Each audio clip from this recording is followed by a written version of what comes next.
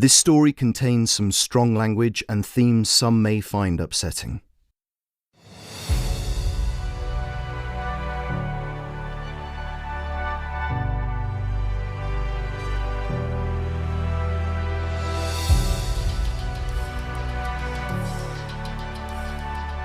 Day 4. Canned.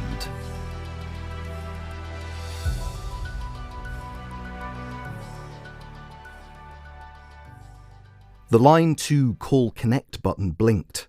Carla pressed it. Hi there, you're through to Carla Hepp. Could I ask your name, please, and why you're calling? Oh, hello. I don't normally get through. I'm sorry, I guess I'm quite nervous. That's all right, you're not on the air yet. We still have another minute or so until the end of the news. Your name, sir? Oh, right, it's Michael. Thank you, Michael. And why are you calling? About the migrants that have been moving in. Migrants? Our topic today, Michael, is drug programs on the NHS. Yeah, well, they're on drugs, ain't they? There's loads of drugs around our way now. I say we lock 'em up.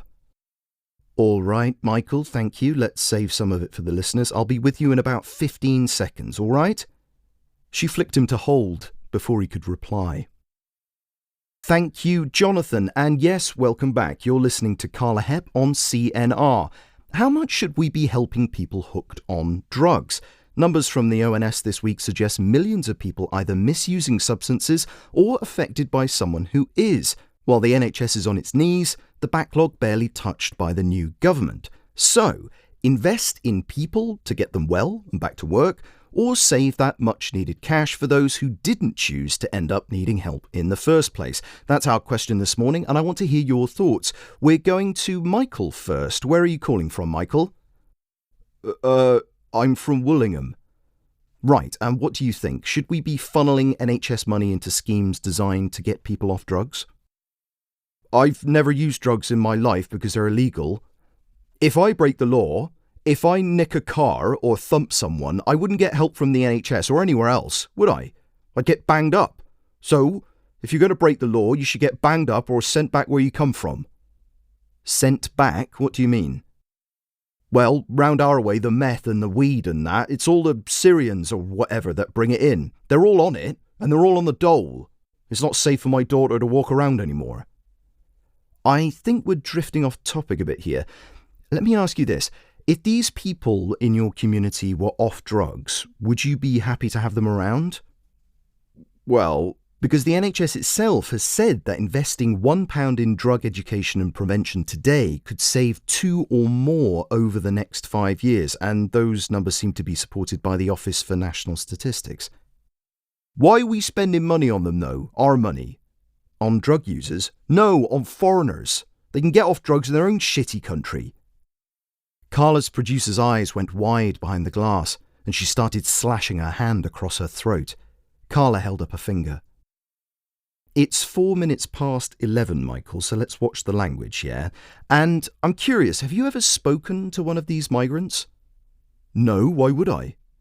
Why would you? Yes, exactly. Why would you bother to, say, ask the people in your community why they're struggling, maybe even where they come from, or why they're here?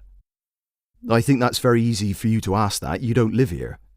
No, I don't. That's right, so I know nothing about it, right? These people break into empty sheds and caravans and smoke all sorts of shit. Michael, I am going to have to hang up if you swear again. Sorry, but they're dangerous. They steal, they've got knives, and they all sort of band together. We don't feel safe in our own homes. Michael, you sound like a reasonable man. You're a father, you said? Yeah. How old is your child? She's 13. 13. All right.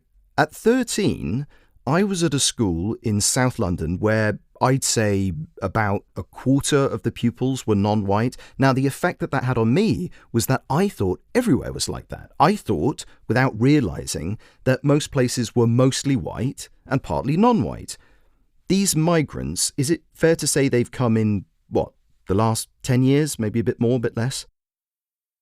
There was a sigh down the line. Yeah, I suppose. So they're new, in real terms, for you. I'd be the first to say, I get it, but they're not new For your daughter? Or at least they don't have to be. Michael, there's an opportunity here. What if you took a walk one day, one evening, the nights are light quite late at the moment, with your daughter, and just went to say hello, one neighbour to another, and just introduced yourself? Have you ever considered how they might feel if you did that? The line was silent. The station manager was now on the other side of the glass, staring through. I guess I could try, came Michael's voice. Carla held up her hands to the glass, a huge grin on her face. CNR News at 11 o'clock. This is Jonathan Crane. CNR presenter Carla Hepp has been suspended indefinitely by the Melampus Media Group after she publicly apologised for prompting Michael Weaver, 41, to engage with a gang of youths that led to his death following an altercation. Police are still unsure as to who initiated the conflict, but the incident, which left his 13-year-old daughter in hospital, sparked the widespread race riots across the southeast last month.